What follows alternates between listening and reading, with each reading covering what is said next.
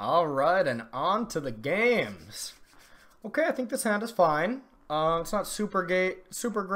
Redundant Legion landing is not the best, but I don't think it's anything we can mulligan. Alright, Spire, Bluff, Canal. Okay, we're playing that blue-red God-Pharaoh's Gift. It's a good deck. It's definitely a good deck. So now we have a choice. I think we lead with Toolcraft, even though we can't really attack with it next turn. I still think it's the best card right now. Go with the Toolcraft. We might top deck a 2-mana artifact. Okay.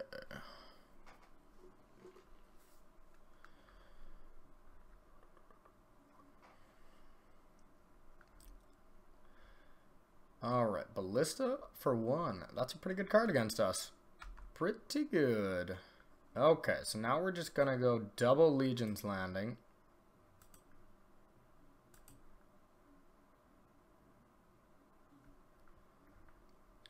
Can't attack.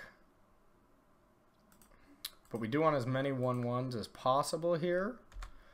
And then just try to go over the top of them with Harvesters here. And now this kind of forces his hand next turn. If he doesn't want us to flip Legion's Landing, he's going to have to sacrifice that Ballista and kill a Toolcraft and not get that much value. Alright. He just does it now. It's an interesting choice. Interesting choice. You can always wait with that. It never makes sense why people do that at like end step. It is definitely something that can be done at any point.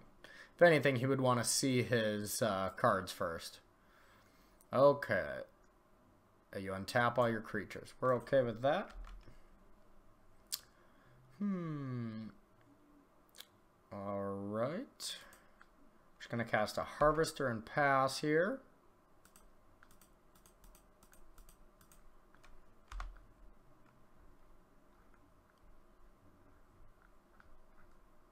Alright, so we milled. Didn't hit a God-Pharaoh's Gift, thankfully.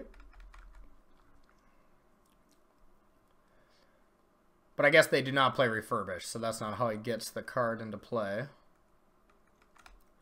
Ballista on 2 is a very good card against us right now. We're going to crew with that. Yeah, that's very good against us.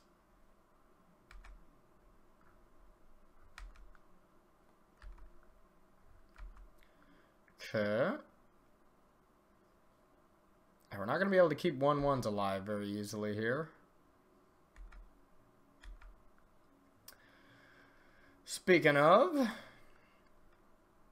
well, we're going to crew this.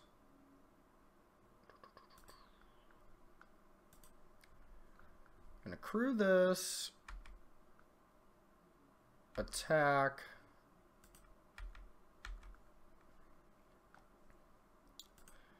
Gonna give it lifelink. Start getting in there. And here I don't even think we're gonna play Beaumont. I think we're just gonna play Harvester. If we play Beaumont, he can just add a counter and ping something and possibly ping both tokens. But if we don't play Beaumont, we could cast Beaumont and then crew and then go to attack with 3 things, and then if he uses the counter, cast Pride of the Conquerors, and then get Legion's Landing flip. I think that's our line here. We could get hit for a lot if he does this Combat Celebrant, but I don't think we're that afraid of that right now. We're not really afraid of dying yet. We're more afraid of that Ballista taking over. Okay, he's got a God-Pharaoh's in there with 3 creatures.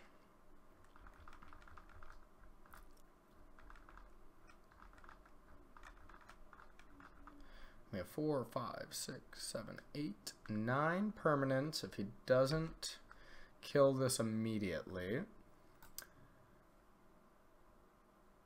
Tap all other creatures. Yeah, so he really can't hurt us for that much here. I think it would actually be smarter to not exert, but to each his own. He definitely should have attacked with Minister there too. Okay, now he's going to get his second combat phase. Gonna attack, leave the minister back, huh? Okay. I'm guessing he's gonna kill this vampire now. Yep. Now we really want like a servo expedition here. Right on time. Alright. So servo expedition. Yeah, and now we can play Beaumont too and really force him to think about if he wants to get rid of his ballista to not flip Legion's Landing. That was an insane draw on our part. Plus all that life we just lost, we're going to regain right now. That was insane, actually. Okay. Throw a Beaumont down there. And now he's put in a decision mode, which I think you have to kill the Beaumont here. Yep, we're okay with that. We're going to give these both lifelink. Get our F6 value in. Alright. A good 12-point life swing here. We're going to trade life totals. There we go. Nice. Alright. Do a little switcheroo. Alright, send it back his way. Now, there are definitely cards we're afraid of. I think we legitimately just die to a gate. To a gate and then activate it. 6 or more creatures. I think he has attained that. 3, 4... No, he does only have 5 creatures, so we're not dead to a gate. He needs a gate plus a ballista for 0, and then brings back Combat Celebrant and kind of goes off on us. A Vizier. We're not afraid of that right now. It's going to attack. 4, 5, 6, 7, 8, 9. Now we need a permanent to flip this pride, or to activate this pride, and I think that's enough. So that's 6, 7, 8, 9, 10, 11, 12, 13. Okay, so we get to attack with a servo. If he chooses not to block, he loses the game. So we'll see what he does here.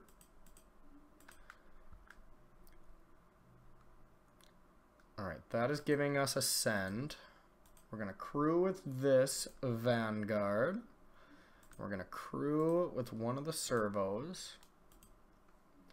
And we're going to attack, see what he does. This game could be over this turn. Right, attack, flip Legion's Landing. See what he does. No blocks, kind of as I presumed. I don't think he really had the luxury of waiting. So we're going to cast this and end the game, hopefully. That's 13 points. All right. That was sweet. That was sweet. Okay, blue-red God-Pharaoh's Gifts. So initially, I think we want these Scavenging Grounds. Ballista is really the scariest card for us here. But the thing is, there's not that many ways to really deal with that. I think Scavenging Grounds, taking care of the graveyard, is one of the most important things. We could do something like Thopter Arresting, God-Pharaoh's Gift, but they really kind of just kill you the turn that they attack. We could try to get cute with a Settle the Wreckage. But really, I think this is a good matchup for us, and I think we're supposed to stay as low to the ground as possible. Maybe another Hazoret here, just because that card is unbelievable. I think we're going to keep in Pride of the Conquerors, because that card really lets us go over the top. Cards that aren't that effective on the draw. Beaumont's one of them.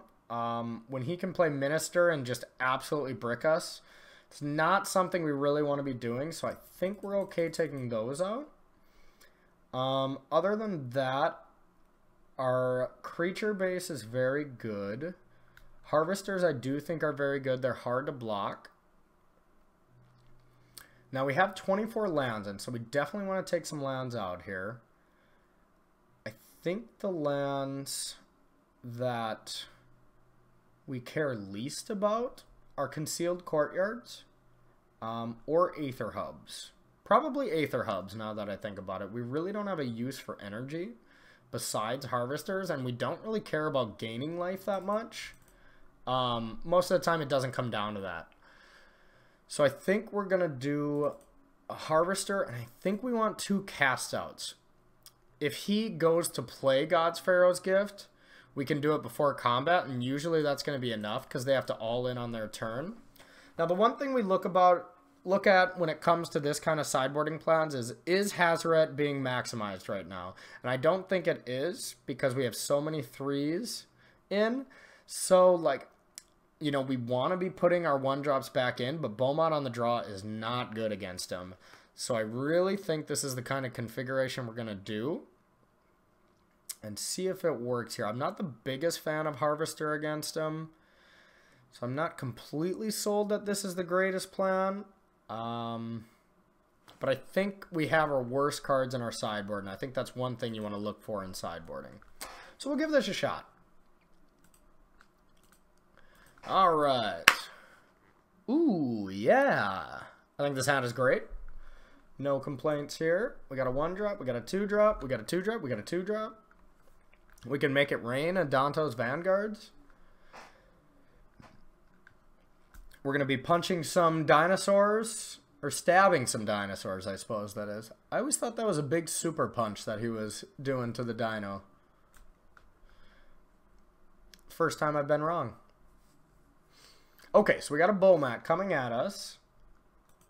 I was not positive that they played those cards. So white-red is our important. So we want to cast that first. We're going to cast a Legion's Landing, and it might just be doing some blocking. I don't know how much we really care about Beaumont, but yeah, maybe we'll save the Vanguard to block that. A Walking Ballista. He says no to attacking. Okay, so now we are going to attack.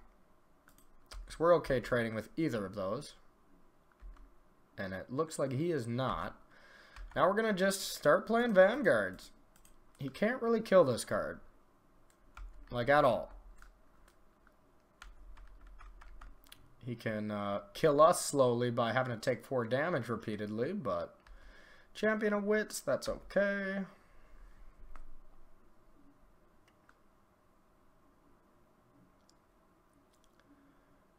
Alright, we got a clone in the yard along with another creature. We're okay with that. I think any attack on his part is a mistake because I'm gladly willing to get rid of 4 life points. So here we're going to play this for sure. And now we don't want to attack with the Vampire because we want to flip the Legion's Landing next turn. But we will attack with this. More than likely we're going to play a Harvester this turn so we can have a blocker. Are we okay just trading? No, we probably want to sack. That's a good block on his part. Because we have to do this. Yep, we're going to do that. Okay, that's okay with us. Taking 4 damage, but we're playing a card that's going to net us a lot of life. As we saw last game, we gained a lot of life off this card. And it looks like he's probably just trying to get his graveyard as big as possible. To try to get those 6 creatures in there to gate us on turn 5. And then we're going to have the Scavenging Ground ready for that. So likely what he's doing now is setting that exact turn up as we speak. Okay,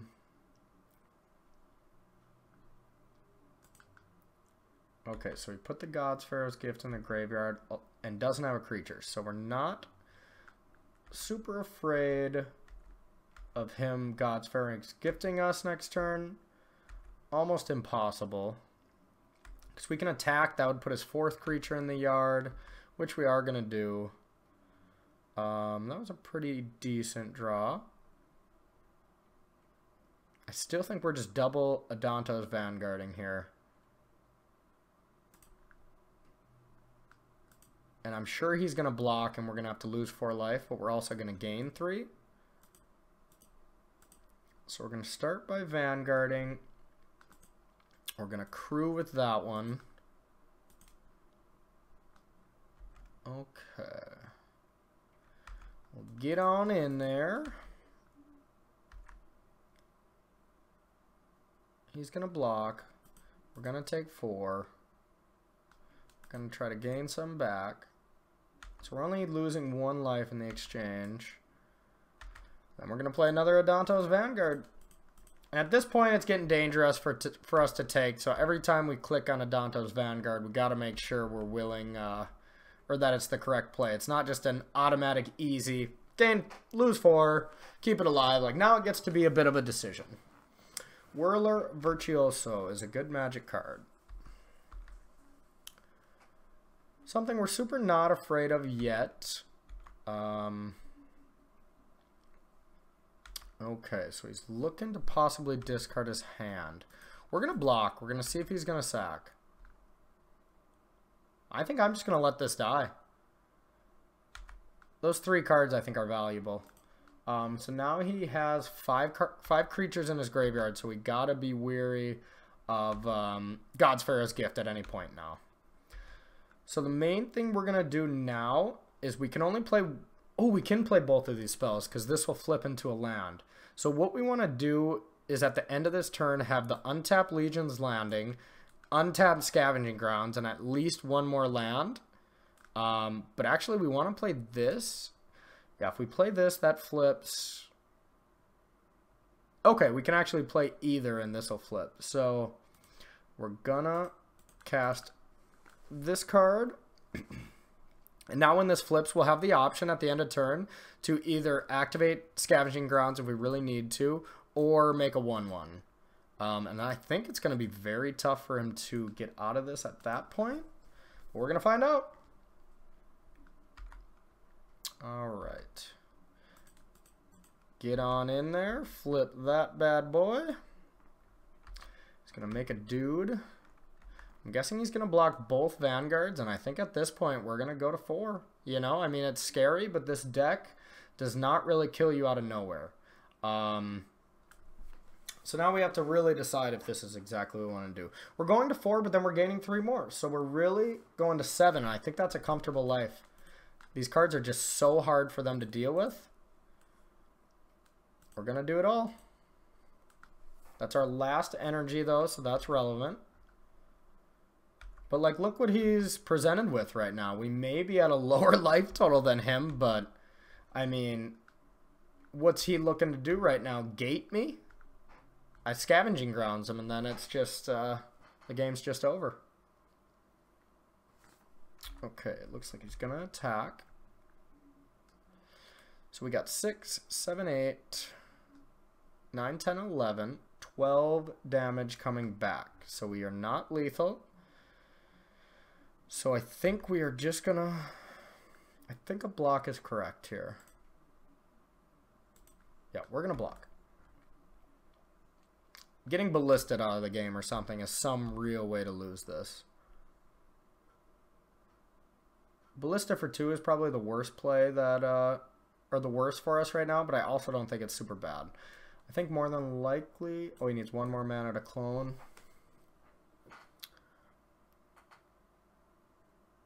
Sweltering Suns is a good play. Well, I'm glad we blocked. At this point, I think we maybe still save one of these Vanguards. It's getting a little risky, but we are going to gain 1 life off our lifelinker we're going to make. And then we're still not dead to Ballista right away. So we are going to save 1. It's risky, but... we're okay with risky. Okay, we're going to move to end step. Get a guy here.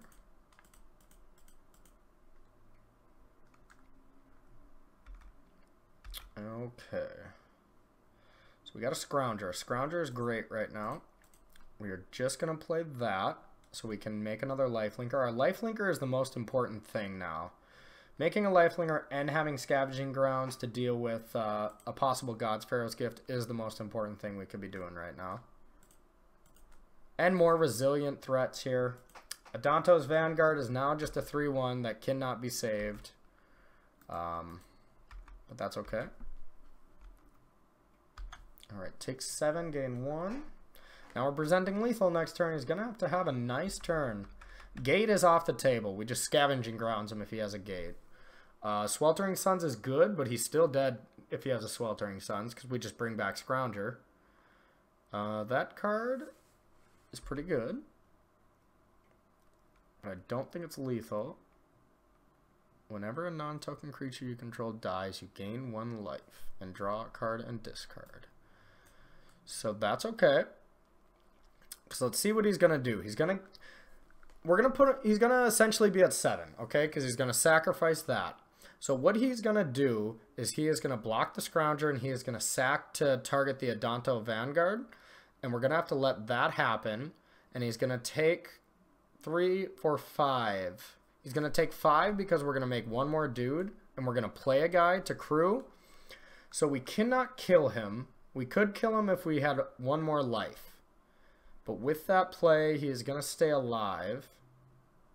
So we're okay with that, and we'll just make a lifelinker here. I still think he's in a very sticky situation. The gate makes it a little more complicated because we're going to have to Scavenging Grounds him soon. But for now, we just make another lifelinker.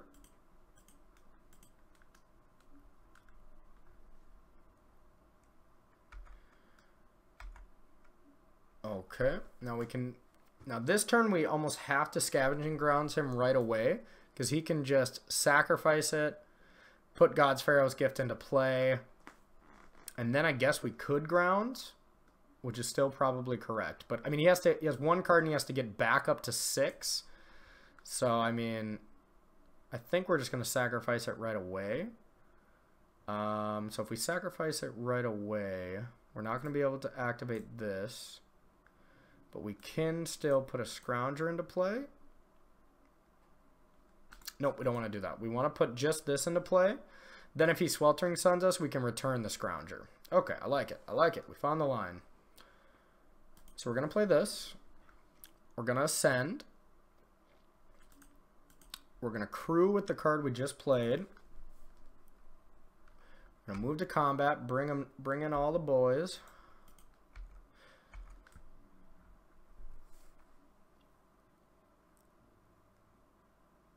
We're okay with that. He's going to kill Vanguard, which we have to let happen. It's unfortunate. He's going to gain a life and loot. Discards a God-Pharaoh's Gift. Okay, put him down to 2.